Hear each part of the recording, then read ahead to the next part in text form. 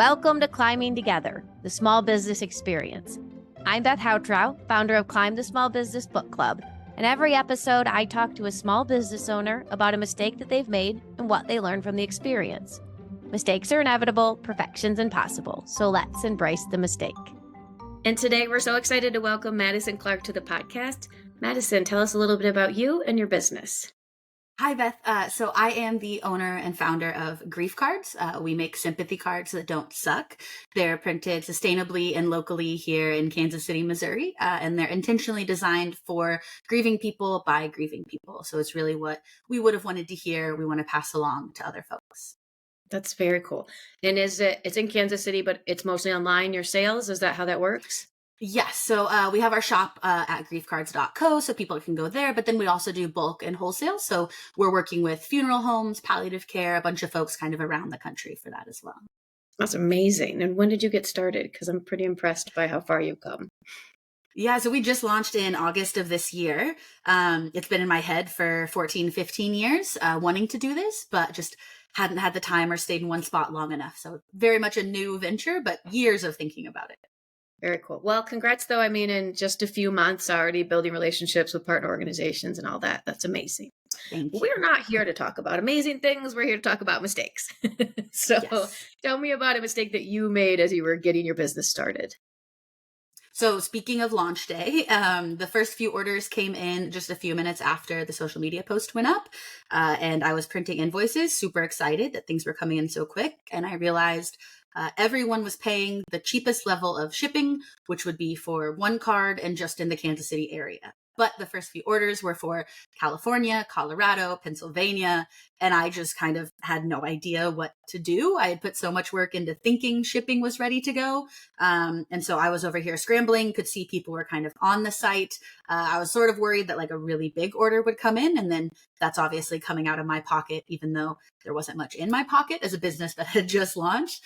So it was definitely a very concerning, stressful time, but thankfully was able to get it resituated. But that is something that I think still kind of ebbs and flows because each post office does things a little different. So those numbers kind of change off and on here and there. So it's an ongoing adventure. Yeah, shipping is, I think, the most complex part of running an e-commerce business.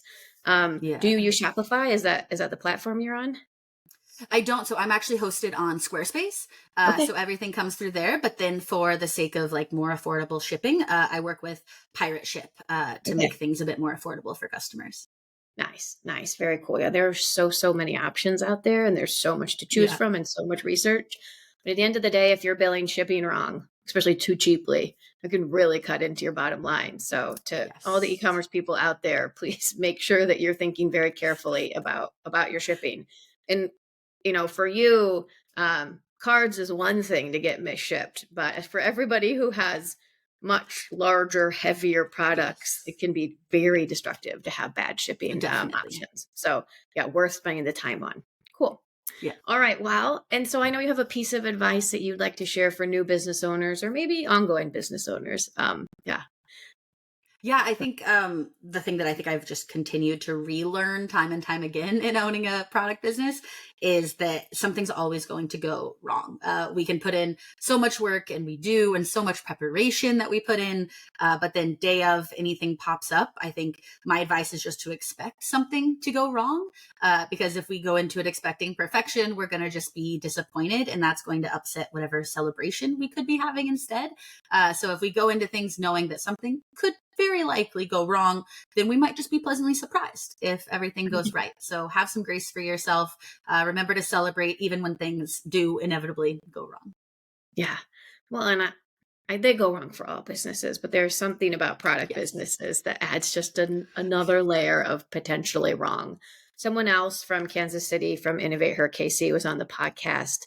And she has a perfume company and all of her bottles arrived broken, like ready for launch day, and like thousands of bottles broken. And luckily she had a backup plan. But whether it's manufacturers or you're manufacturing yourself and your inputs don't come in right or whatever that is, there are lots of ways that things can go wrong. Yeah. So just knowing that in advance and being prepared to handle it emotionally and move forward. Definitely. Yeah, love that advice. Okay, cool. Well, so this podcast is brought to us by Climb the Small Business Book Club, and our two tenets are continual learning and community. So I know you have a couple of books that have been important for you for your business. So what were those? So first of all, kind of on the just creative business side, Steal Like an Artist by Austin Kleon has been influential for me for years. I studied creative writing back in undergrad, and that's when I found the book. So ever since then, I've kind of returned to it for just artistic inspiration and a reminder that inspiration is really everywhere if you just keep an eye out for it. And then more on the grief side of things and keeping in mind that everyone has so many different experiences with grief. Saeed Jones has a collection of poems called At the End of the World. And he is just a beautiful, incredible writer. Highly recommend everything he does. But that book in particular, when I'm designing new cards, I return to it regularly to just kind of expand the scope of what people are needing cards for and what kind of support is really just missing in the greeting card industry. That's amazing. And not to brush over the poetry book, but for the business book, what does that mean? Steal like an artist. What does that title mean? It's very much focused on all of the places that you can find inspiration for anything artistic at all. And to me, I think entrepreneurship at its core is an artistic endeavor because we're taking something that we didn't see previously and creating it pretty much out of nothing. So it's really just about, hey, I noticed on a podcast episode this quote that would be good for social media for grief cards, or, oh, in a conversation at the post office, this thing reminded me of a to-do item. So it's just kind of really making sure that as you go through your day, you're intentionally noticing and taking in all of the inspiration that just exists around us naturally. That's very cool. Do you have a notebook? I feel like I need to have like a little notebook now that I carry with me to write down ideas. I guess phones do that. I just aged myself there by thinking I needed paper, but not. All right. And our last question is about community. You're in Kansas City, the land of entrepreneur community. So how specifically have you found your people, your community for being a small business owner? Yeah, so you mentioned Innovate Her, KC, which has just been an incredible organization for me as well. I've also found great support in the LGBTQ plus Chamber of Commerce here in KC too.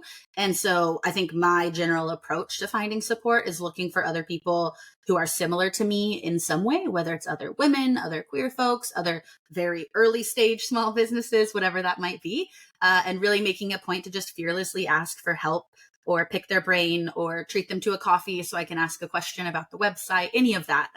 Everyone is so generous if you ask. So look for people who reflect you in some way and then just ask. And the worst thing they're going to say is no. And you don't lose out on anything if that happens. But I think building relationships with other entrepreneurs is so beautiful because we all just give, I feel like, all the time because we know how it is behind the scenes.